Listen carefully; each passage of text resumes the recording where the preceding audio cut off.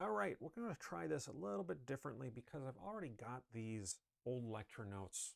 So let's just use those rather than writing them out. So we're trying to set ourselves up to do better understanding calculus. So as a point of motivation, let's talk about Zeno's paradox. So Zeno was a Greek philosopher, and he tells this story about Achilles, this ancient Greek hero, hanging out, talking with a tortoise, and they decide to have a race. Now, they decide it wouldn't be fair for them to have the same starting position. We're going to give the tortoise a head start, right? Achilles is nothing if not sporting. So the tortoise starts further ahead than Achilles does, and they're going to race to some point, right? Maybe it's a 100-yard dash. How long they race doesn't really matter because they notice before they start that they're running into a weird sort of a problem.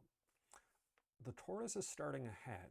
Achilles is over some period of time going to run to the point to where the tortoise was.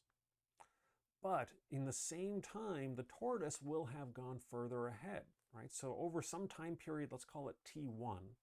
For Achilles, this is the section of the race that he covers, and the tortoise covers this section of the race.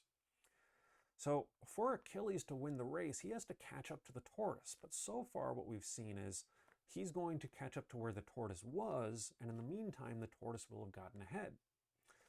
All right, so now they keep running.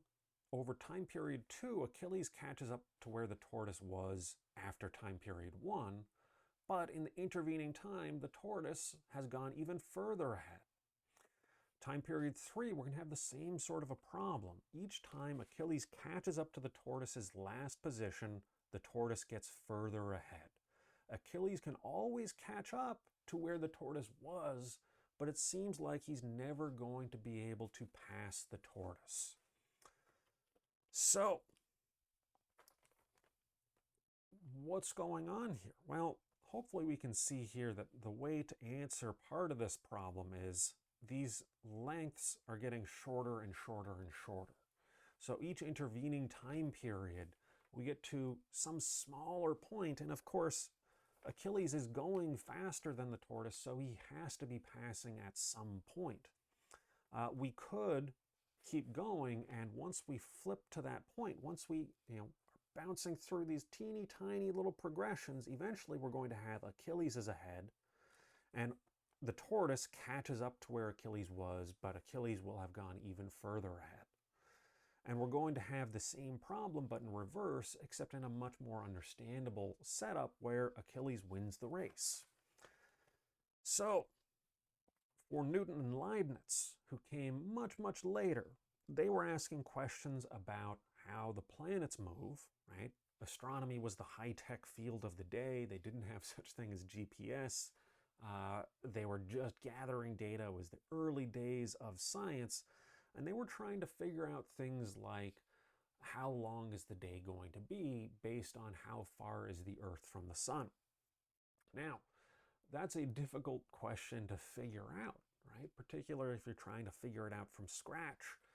And there's a lot of things going on. There's a lot of moving parts.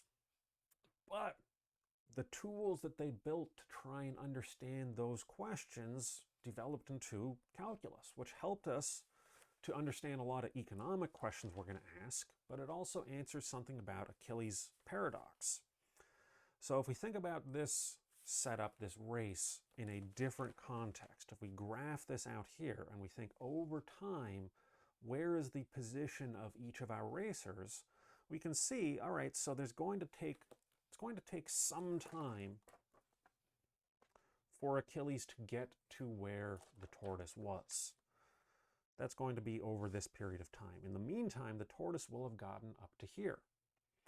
All right, so let's see, Achilles catches up, the tortoise gets further ahead, Achilles catches up, the tortoise gets ahead, and this gap gets smaller and smaller and smaller until they are on the same point, and then we get the reverse, right? Now we've got Achilles further ahead, and of course, at some point, they cross the finish line.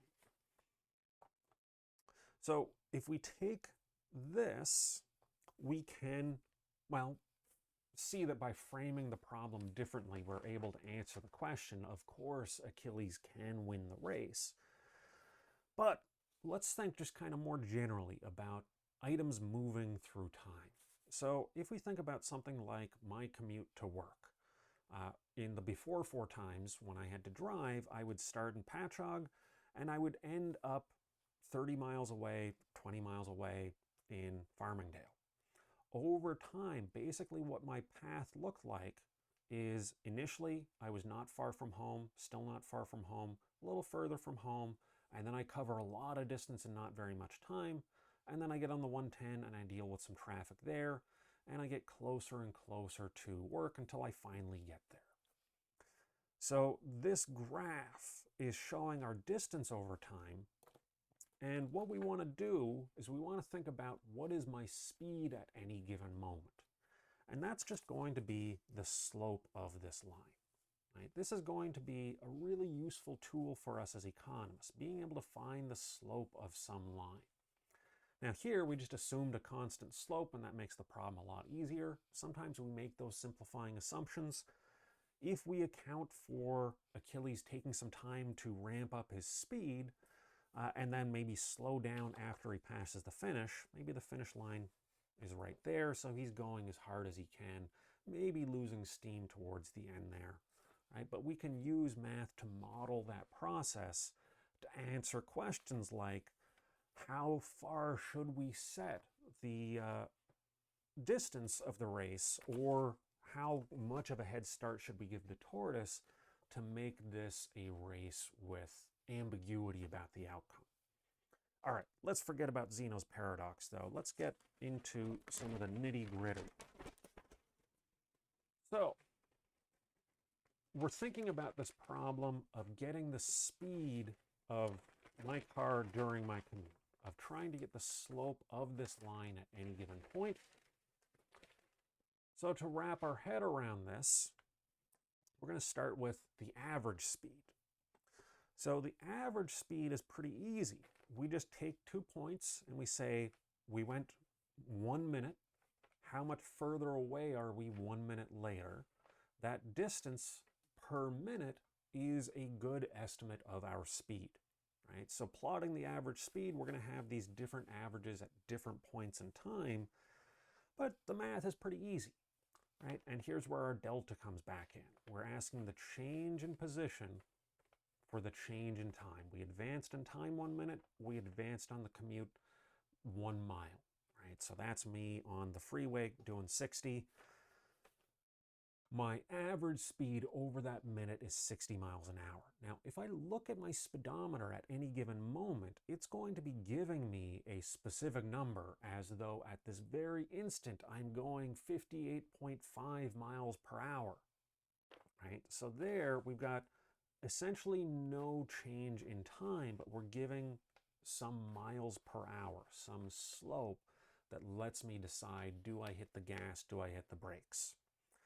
So we're trying to get something like an instantaneous rate of change, which is kind of a funny concept, but we're always basically trying to ask, what is the slope between 2 points? What we're going to do is we're going to try to get those points so close together that we're effectively dividing by 0, but of course we can't actually divide by 0. So more generally, before we move on, we'll keep on with this speed example, but as far as the math is concerned, it doesn't matter that we're talking about miles per hour or some physical thing. This is just as valid if we're thinking about any 2 variables. That might be something like a loss function and some parameter deep inside a neural net. That could be a marginal rate of substitution being mapped against profit. Right? It could be any number of things put together into the function, but at least for me, I find it helpful to kind of lean on that physical analogy when I'm approaching this and I'm kind of needing to wrap my head around it again for the millionth time. In any case, right, we're basically building a metaphor. So past Rick had this to say about this very point. Notice also this method doesn't require that this be a comparison of distance and time.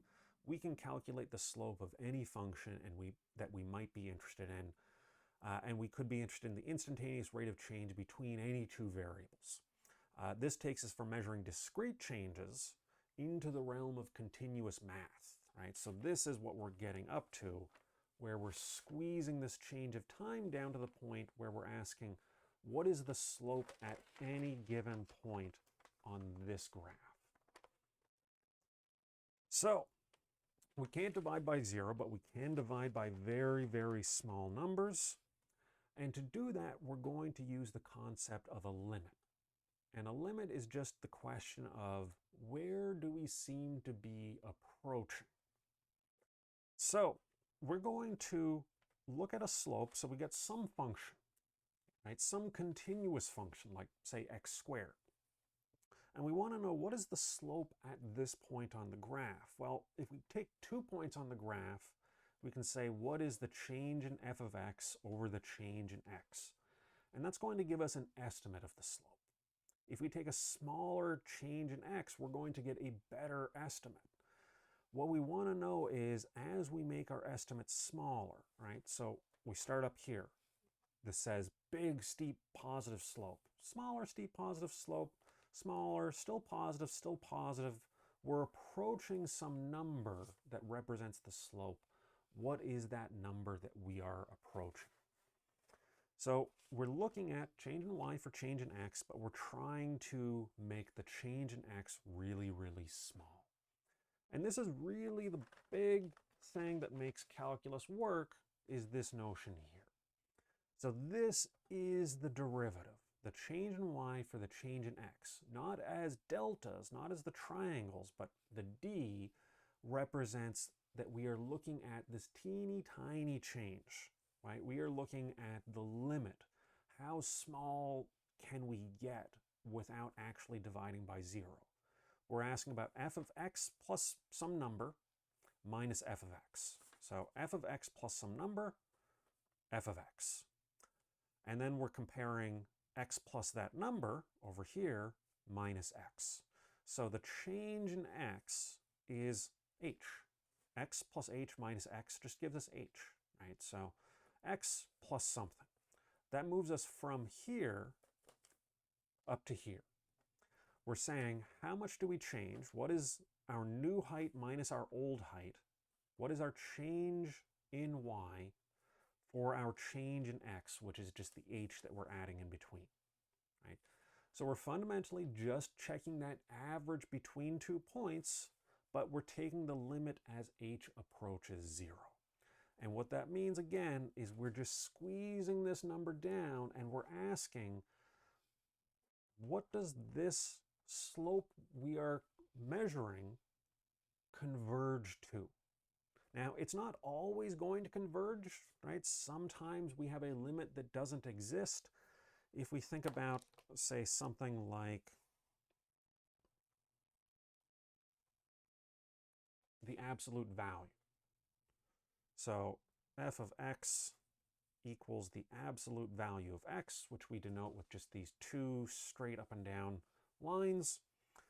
Here's x, here's f of x. In this case, the slope is positive 1. Whatever, I'll just... Or negative 1 over here. But we can ask, what about as we converge here? What is the slope where x equals 1? So x greater than greater than 0, x smaller than 0, we have numbers, but what about x equals 0?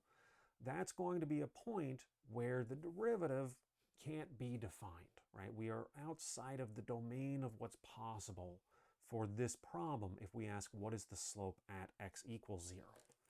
If we come from the left, we'll see that we're going to keep getting, numbers that look like this negative slope. So if we say, let's take h, we'll make h minus 1. We're going to get f of x at 0 is 0. F of x at x minus 1 is 1. 1 minus 0 is 1. And we have a minus 1. So we got a 1 over minus 1 gives us a slope of minus 1. If we look from the right, we say, all right, x of 0 plus 1, f of x plus 1 is 1, minus 0 is 1, 1 over h is 1, 1 over 1 is a slope of 1, right? So we're getting the right slope measuring from x equals 0, but the question is, what is the limit as we approach 0 with h? So if h is positive, we get a value of positive 1. If h is negative, we get a value of negative 1. Now, we normally show it this way where we're talking about positive numbers, but we also need this limit to be defined for negative numbers as well, right? So f of x minus h, we could put x minus h down here. We're still looking at fundamentally the same thing, but we're going to have two incompatible estimates.